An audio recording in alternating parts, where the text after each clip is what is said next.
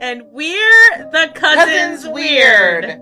Terrible Trends edition. Yes, this is trend number 5, and it's my trend. And it's a good one. And we're recording this live. So Yes. and it's on our Facebook page. So if you're listening to this already recorded on Thursday, go back. You can watch us on Facebook saying and talking to you with our faces. There is a football game at a concert tonight. I totally agree. I'm just going to watch the concert. There's a football game at the concert. What? At the Dre Snoop concert with I know. Eminem and Mary J. Why are they playing football? I don't even know. I don't know. I All we care about is the music. Me too. And the commercials and the snacks. The snacks. The snacks are my favorite. The snacks and the schnapps. I don't drink the schnapps. Just the snacks. Just a snack. Just the snacks. Just a snack. Okay, so, I'm doing, of course, most people that know me know that I am an esthetician, and one of the things that I do is eyelash extensions. So I kind of looked into the history of eyelashes and beauty and what we perceive as beautiful when it comes to our eyelashes and different trends that we've had. And it started way back in ancient Rome, because people noticed as they age, their eyelashes, they become shorter and more sparse. So, like, that's just kind of a common thing that happens. So, like, what can we do to make them more beautiful? See mine? See? If you're watching this live, you'll see that mine are sparse. Mine are always and sparse. stubby. So, yeah. Yes. Because I'm old. Well, in ancient Rome, Pliny the Elder claimed, one of his claims was that eyelashes fell out due to excessive sex. So, it was especially important for women to keep their lashes long, because it showed that you were chaste. So, you know. Ah. Makes perfect sense. Yes. So, they would line their eyes with kohl to make their lashes look darker and thicker. Makes which sense. It does help. You know, Yeah. Obviously you look up close, you can tell that they're not, like, long. But they look fuller. Made them look fuller. Because Yes. if I know that if I just put like a liner on, it fills in those gaps, you know? It Yes. makes it look smoother. But this jerk Pliny started it. It's his fault. He's stupid. I don't like him. But we're going to fast forward to about the 1400s, and we're going the opposite direction now, like, trend-wise. The medieval church linked any display of hair to having an erotic disposition. What? You couldn't Yes. have body hair. Any kind of hair shown. So, well-bred women, they would pluck their hairline back to enlarge their forehead so that when they wore, like, a snood, you wouldn't see any of their hair. I would be so popular. Yes, and I have as the well, biggest forehead. they would also pluck out all their eyebrow hair and their eyelashes.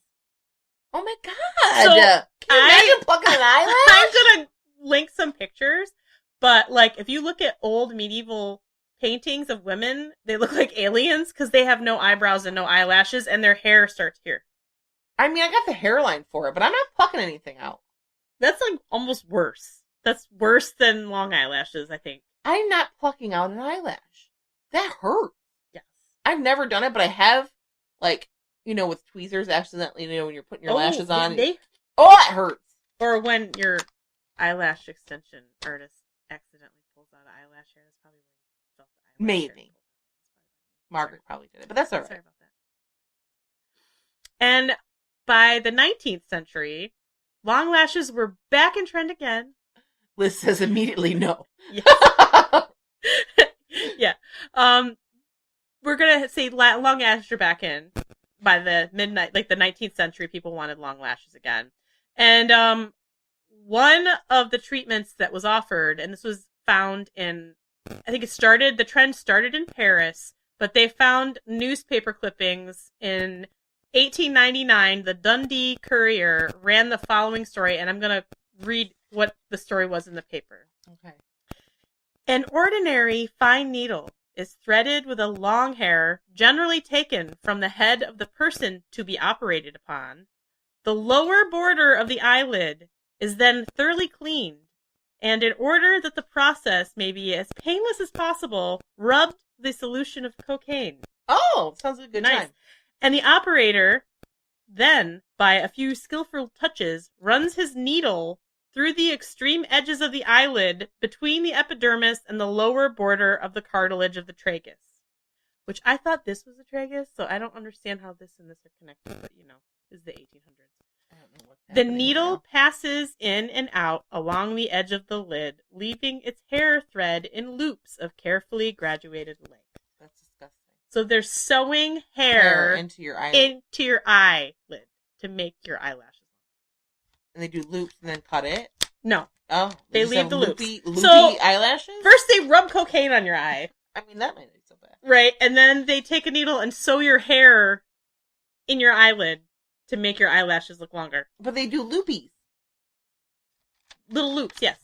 So does loops of hair. Look like loops? I don't know. There's no pictures. But darn. They showed a drawing of a man doing it on a woman. It was terrible. I don't like that. I would never do that. Nobody would do that. I'll just keep stubby lashes. Yes, it's like before you could glue it. There was no eyelash glue, so they don't able to sew hair into your eyelid because that's not gonna be an infection or anything. Oh my god, that's so gross. Can you imagine how awful that would feel? What happens after a while? Does the hair grow out of your skin? What? You get an infection and you die. That's what happens. In your eye. Either you lose your eyeball. You lose your eyeball. Your eyelids rot off your face. God, they're stupid. People, I know, it's so awful. French. Oh. Yeah, in Paris it started. In 1879, false lashes were made of natural hair attached to silk or gauze that were then stuck to your face.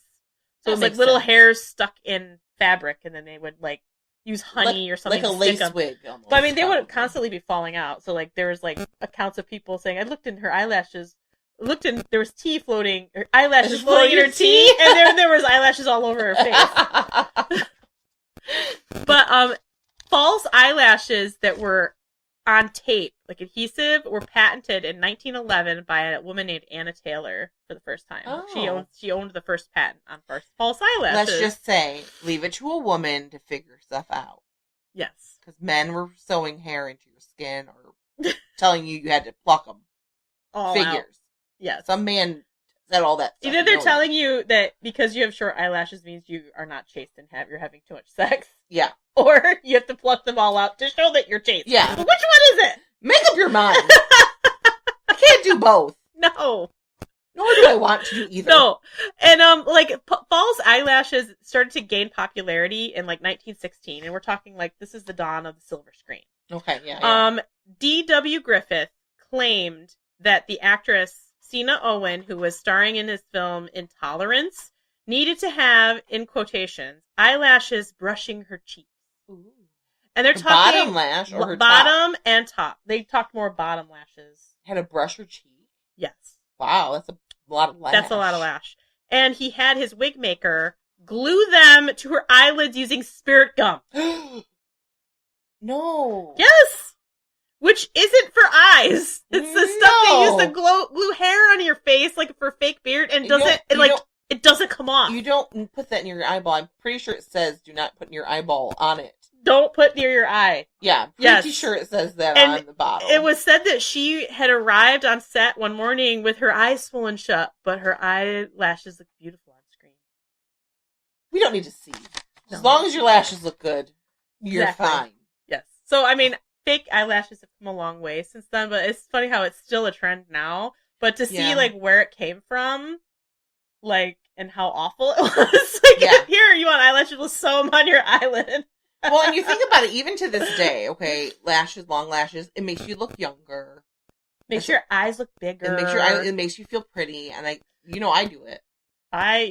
You do that for a living. I don't have them on, but I will do them for you. I'll put eyelashes on you, but I don't want But here's the thing, it takes a long time. It does. It's a very long process. People are doing it. How often do you have to do it?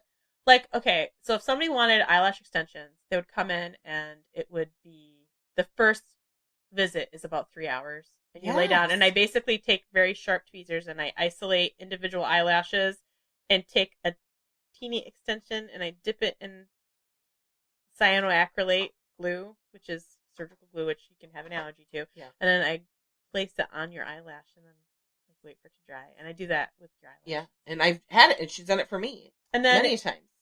And then you have to come in for maintenance. So yes. It's like every week to 2 weeks, depending on your activity level. Or you'll look like you have alopecia eyes. Which is true. They'll start falling. Because first of all, your eyelashes regenerate, so they fall out. So they can reattach. Yeah. Or they fall off. Right. The extensions or they break off. And if you don't care for them correctly, they'll fall off faster. Yeah. So you have to be very mindful. And it's still, to this day, it shows the lengths we go through. To even feel like pretty strip or look lashes pretty. are the ones that you glue onto your eyelid with like latex-based glue, and it's like you can always have an allergy to glue, but at least it's not spirit gum. It's not spirit gum. It's much more safe and just hygienic and all the other things. It's just we do go through great lengths to this day for great length lashes. Yes. Good one there, Colleen. I didn't even try. That was a good one. You're so funny. I'm funny. Such a dork. Well, and even like lip injections and everything else we do. Someday they're gonna be like, it'll be thin lips are in, and people won't be doing. You know what I mean? Or like even the lip gloss, like they have the lip plumping lip glosses, and most of them have like either cinnamon or mint in it, and it just tingles on your lips. But then they have the severe ones that burn. You put them on there and it hurts, but then you take it off and your lips are bright red and swollen because you just like I almost would rather get lip fillers in at that point, because like the others hurt. I'm sure lip fillers hurt too. You're stretching your skin and you're Liz says I'm too lazy for trends. Hear you, sister. Because I'll go through a while where I'm doing something and then I'm just like, I can't. Right now. It's too much. I needed eyelashes today. I look really tired because I am late night with the drag show. We went to the drag show. So when you hear this, those ladies, they know about eyelashes. Oh my god, I was so jealous of their lashes. I wanted to wear a pair. I didn't have any glue. I had some lashes to stick on, like, strip lashes to stick on, but I didn't have any glue and I didn't feel like going to get it. So yeah, I use Lilac Street. Again, Street. Lazy. I use Lilac Street when I do put them on because they're really easy and they just stick to my I do have an affiliate code with them if anybody's interested. Yeah. They're actually really good. I did have those, but I didn't want to. They're really easy. They look really natural, and do look good. I'd meant to put them on today, but I just didn't have it in me when I woke up. I'm like, I'm gonna feed my children. Do we have that in our Linktree? I don't know. I'll make sure I'll put it in Linktree so that you can get our affiliate code for that. Also have it for your gummies. Yeah, with the 3 Chi. It's a they do what's that stuff? CBD stuff. We have that. And Liz, I'm with you. It's like my addiction is watching makeup videos on YouTube. It's what I spend my day doing. Okay, I follow basically just beauty influencers, and I'm like, ooh, it's so pretty. And then like I try to do it. And I think too a lot of times, like, because I don't have big eyes, like the lid is. I don't have a big lid.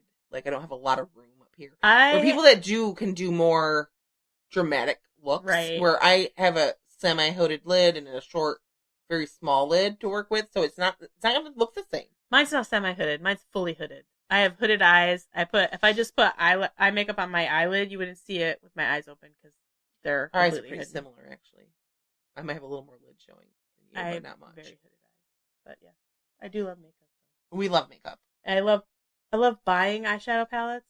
I have way more than a person could ever go through in their life, but I probably will still buy them. Yeah. Because I love them. It's a trend. They're fun and they're pretty. And I don't think they're terrible either. No, they're not terrible trends. They're beautiful. Take them out and look. I always like to think about when we do these episodes, though, about like what in 50 years is going to be looked back on now as a terrible trend.